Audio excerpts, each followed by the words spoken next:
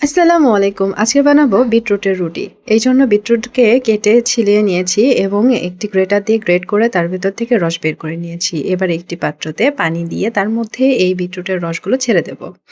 এরপর এর মধ্যে কিছু আটা দিয়ে এর মধ্যে কিন্তু আমি লবণ দিয়ে দিব। তারপরে আটা দিয়ে সুন্দর করে ভালো করে খামির করে বানিয়ে নেব একটা। যেভাবে সেদ্ধ আটার রুটি বানানো হয় ঠিক সেইভাবেই আমরা আটাটাকে মাখিয়ে নেব।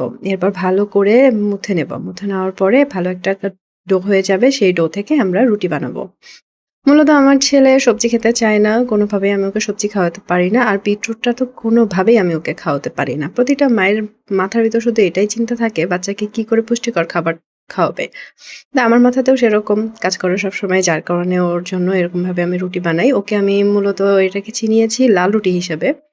আরেকটা বানাই সেটা হচ্ছে পালং শাক দিয়ে। আমি ওকে এটা বলি লাল রুটি, আর পালং শাকের যেটা সেটা বলি সবুজ রুটি। আর যেটা নরমালি আটা থেকে বানানো হয় সেটাকে আমি ওকে বলি সাদা রুটি। তো এইভাবে ও খায় আরকি। ওর রুটিটা খুবই পছন্দ। আমার ছেলের সত্যিই রুটিটা অনেক পছন্দ। যার কারণে ওকে রুটি দিয়ে আমি সব সবজিগুলাকে কাভার করে ফেলি। এখন কি করব? বাচ্চার জন্য তো কিছু না কিছু করতে হবে। ওকে খাওয়াতে হবে তো। এটা মূলত অনেকদিন আগের ভিডিও আমি আজকে দিচ্ছি।